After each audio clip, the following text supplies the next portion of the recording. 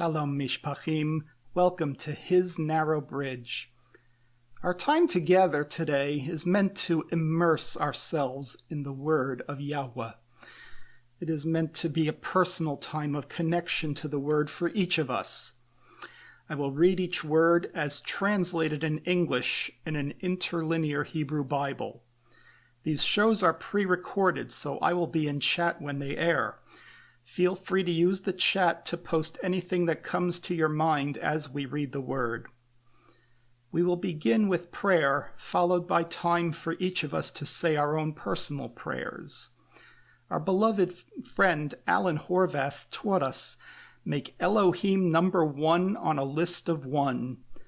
We pray in the name of Elohim, which includes Yahweh, Yeshua, and the Ruach HaKodesh.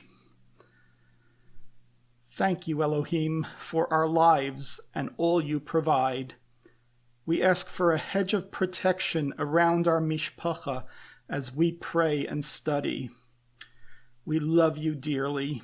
We are your children.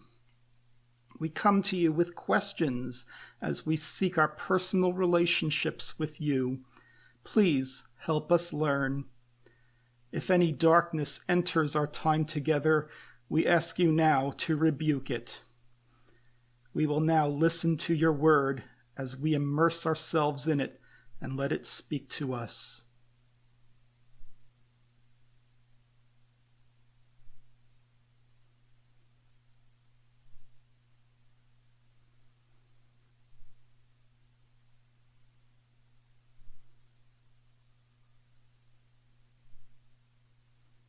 Luke chapter 17.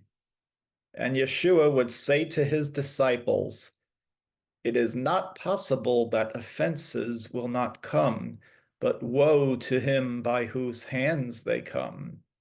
It would be better for him if a millstone of a donkey were hung on his neck and he were thrown into the sea, than he caused to stumble one of these little ones. Beware in yourselves if your brother sins. Rebuke him, and if he repents, forgive him. And if 7 times in a day he offends you, and 7 times in a day he turns to you and says, 'I repent,' forgive him." And the shlichim said to our master, "Increase to us faith." Footnote 89. Maran, or our master, indicates that Luke expects his readership consists of followers of Yeshua. However, John seems to write as though his readers are in the process of becoming followers of Yeshua. Verse 6, he said to them, "If you had faith like a grain of mustard seed, you could say to this tree, 'Be uprooted and planted in the sea,' and it would obey you." That is, if you had Aman, if you're pitching your tents with Yahweh. Now, who among you has a servant who plows or who tends a flock, and if he should come to from the field, says to him, "Immediately pass through and recline"? Rather, he says to him, "Prepare for me something to consume, and gird up your loins and serve me until I eat and drink. Then afterwards you may eat and drink also." What thanks does he receive, that servant, because he did the thing that was commanded? I don't think so. Likewise, even you, when you have done all the things that are commanded, you say that we are idle servants because we have done what we should do. Verse 11. And it happened that while Yeshua went to Jerusalem, he crossed over among the Samaritans of Galilee.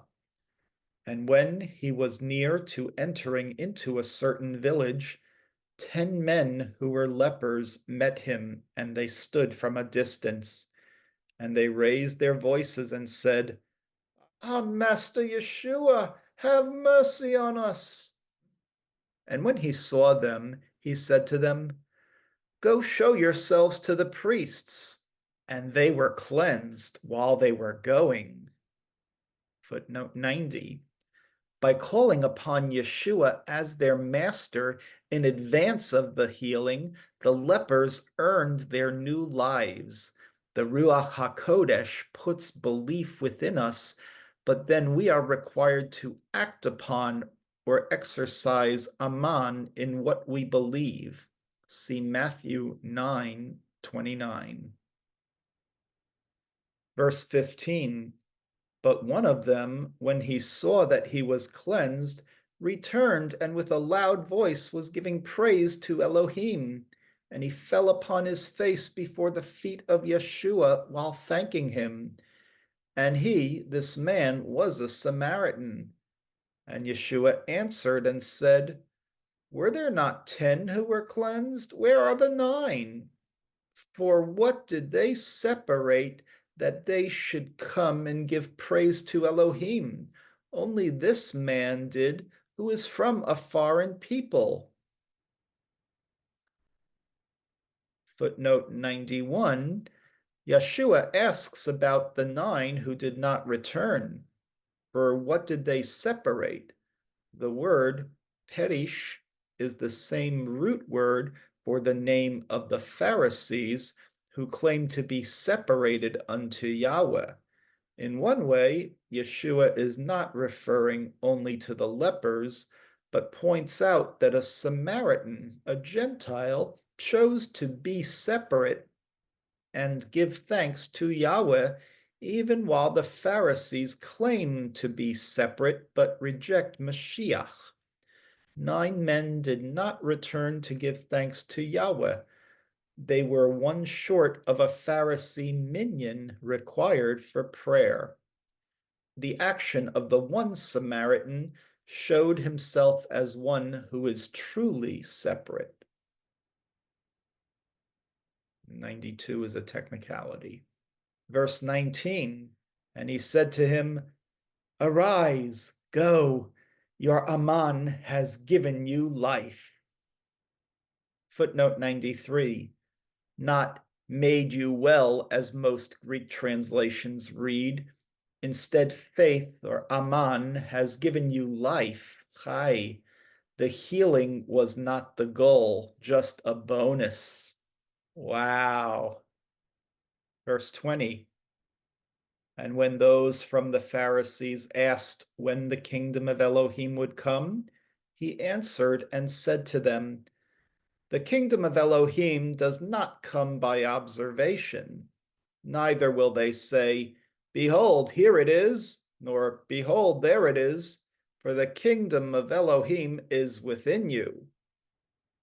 And he said to his disciples, The days will come when you will covet to see one of the days of the Son of Man, and you will not see it. And if they say to you, Behold, here it is, and Behold, there it is, do not go. As for flashes, lightning from heaven, and all that is under heaven is lit, such will be the Son of Man in his day. But first it is necessary that he suffer many things and be rejected by this generation. And as it was in the days of Noah, likewise it will be in the days of the Son of Man.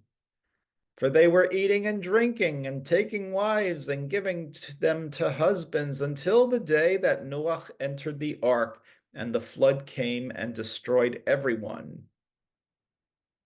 Verse 28, and again, as it was in the days of Lot, that they were eating and drinking and bullying and selling and planting and were building. But on the day that Lot went out from Sodom, Master Yahweh rained down fire and brimstone from heaven and destroyed all of them. Thus it will be in the day that the Son of Man is revealed. In that day, he who is on the roof and his possessions are in the house, don't let him come down to take them. And he who is in the field, don't let him turn back. Remember the wife of Lot. He who desires to save his soul will destroy it, and he who destroys his soul will make it live. Verse 34, I say to you that in the night, verse 34, I say to you that in that night 2 will be in one bed. One will be taken and the other will be left. 2 women will be grinding together. One will be taken and the other will be left. Footnote 94, see rapture in appendix. Verse 36, 2 men will be in the field. One will be taken and the other will be left there. They answered and said to him, to where is our master? He said to them, where the carcass is, there the eagles will be gathered. Footnote 95 references Isaiah 34:15, Jeremiah 12:9, Habakkuk 1:8, Matthew 24:28, and Revelation 19:17 through 21. Isaiah 34 verse 15, there shall make her nest the arrow snake, and lay eggs, and hatch, and gather them under her shadow. Also there shall be gathered the hawks, every one with her mate. Jeremiah 12, starting at verse 8. Is to me my heritage like a lion in the forest? It cries out against me, it cries out upon thus have I hated it. Like a vulture speckled my heritage is to me. The vultures are all around against her. Come, assemble all the beasts of the field, bring them for food. Habakkuk chapter 1, verse 8. And are swifter than leopards, their horses, and more fierce than wolves evening, and charge ahead their chargers and their cavalry. From afar comes, they fly as the vulture that hastens to eat.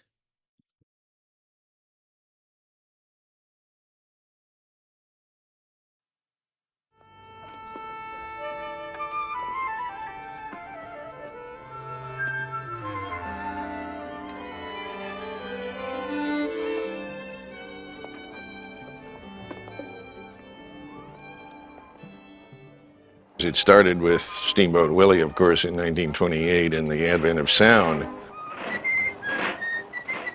It was sound that put Walt Disney and Mickey Mouse on the map. Walt Disney was a visionary and he was an artist, and so he made the soundtracks innovative, interesting, creative.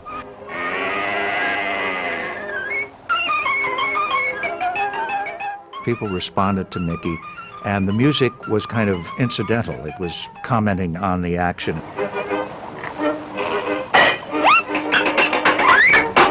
Walt thought, now if we do another series of shorts, this would be in the late 20s, and we had music, and we then went off and illustrated the music, which would be the Silly Symphony concept.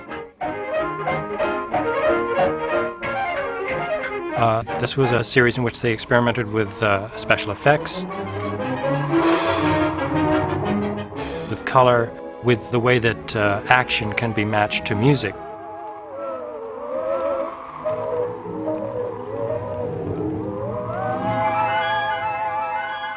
Three-tone Technicolor came along in 1932, and he took a chance on it.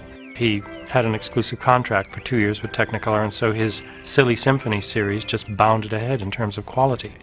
People who were at the studio then say it was a time of tremendous creative growth and enormous stimulation, because they were being asked to think harder, to perform more fully, and to stretch themselves and push themselves in ways they'd never even thought of before.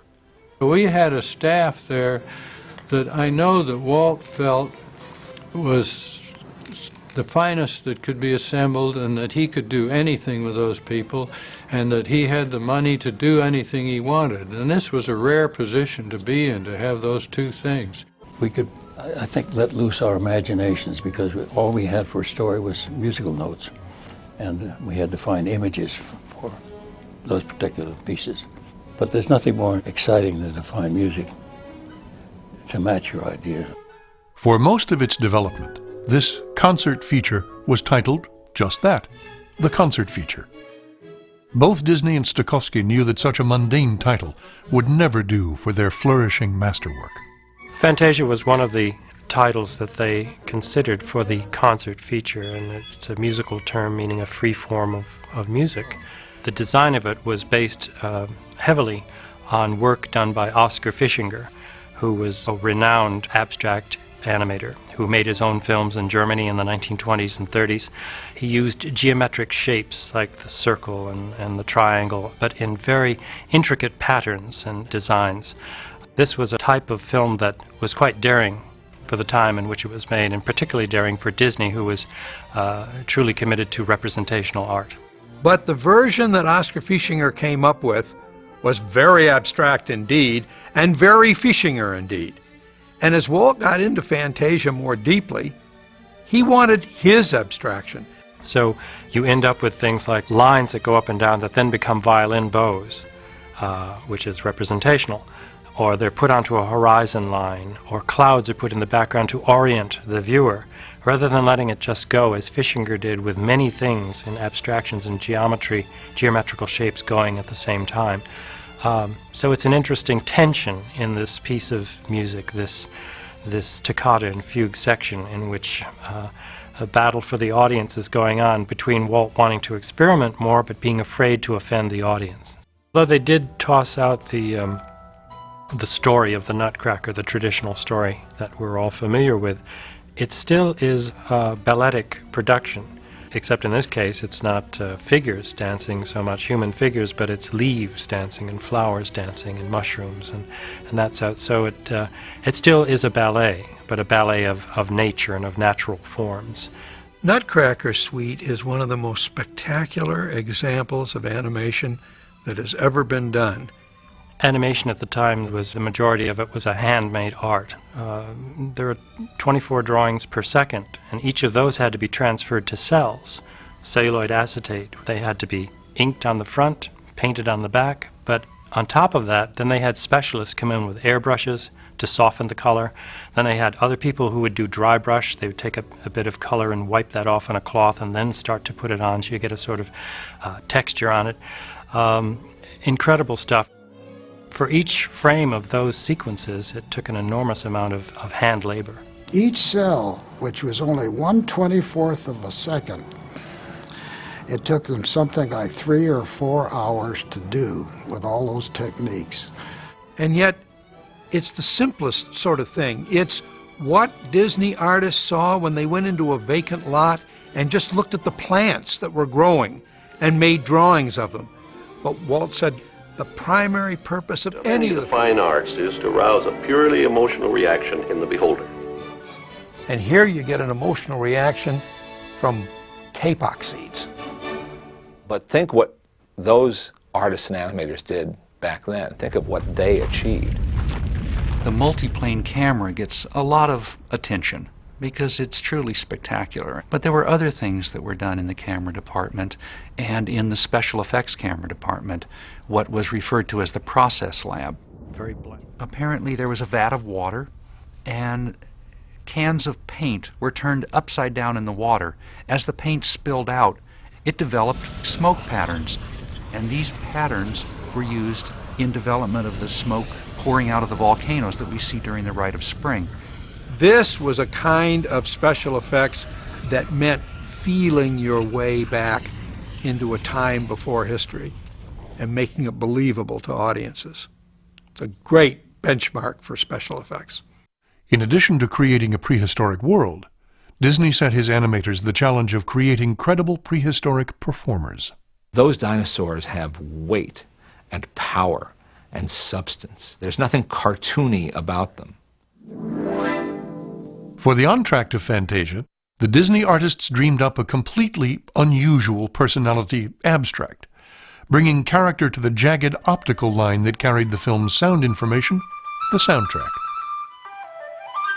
In many ways, the soundtrack is more abstract than what they ended up with in several sections of the toccata and fugue. It does start out as a single line, And it's quite marvelous to see this single line have a personality. But then it goes into these wonderful, colorful abstractions, very funny, and illustrate the feel of the music and the texture of the music just through the shapes and the way things move. Dance of the Hours was a parody of the kind of highbrow dance segments that had invaded several prestige motion pictures of the time. The choice of music was part of the joke. Ponchielli's suite from the opera La Gioconda was considered, even at the time, according to a kindly worded studio communication, over-familiar.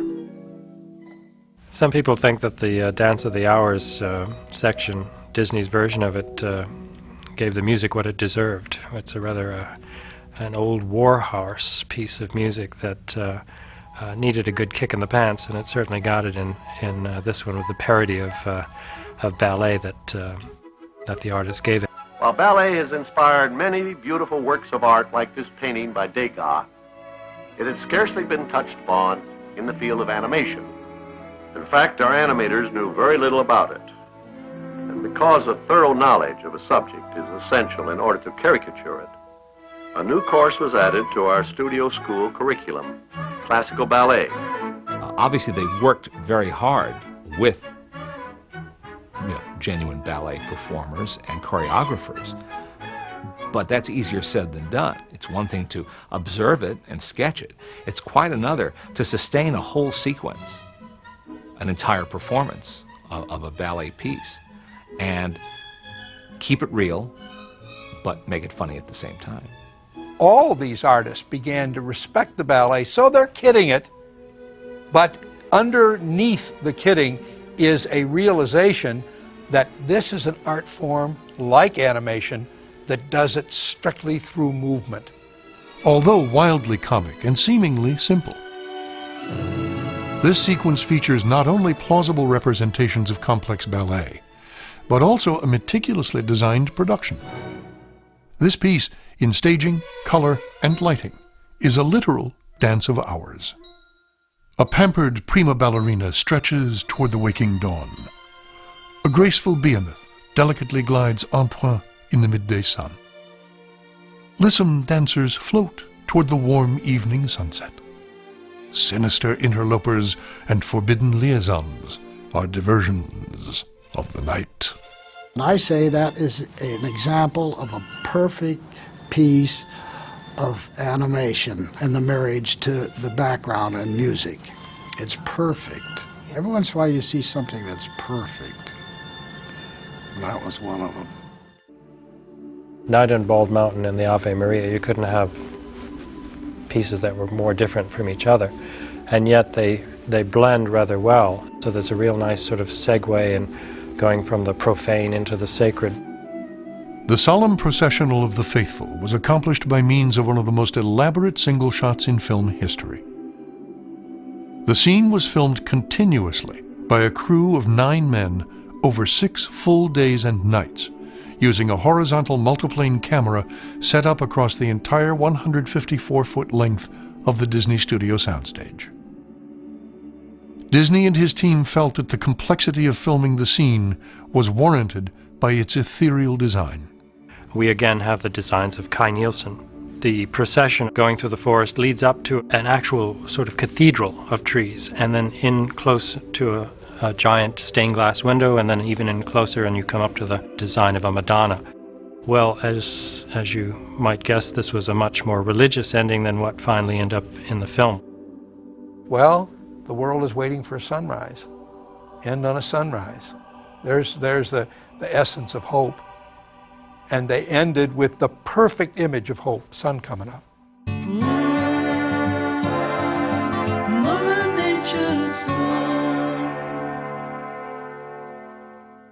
For more information about these videos, look at the video description and click more. You can then have links to my YouTube channel and the YouTube playlist, which has all the Aramaic English New Testament videos, Bible Hub links, and Odiote. So this is useful because you can click a chapter and go word by word through the scriptures and get details about each word and where they are used throughout the Bible.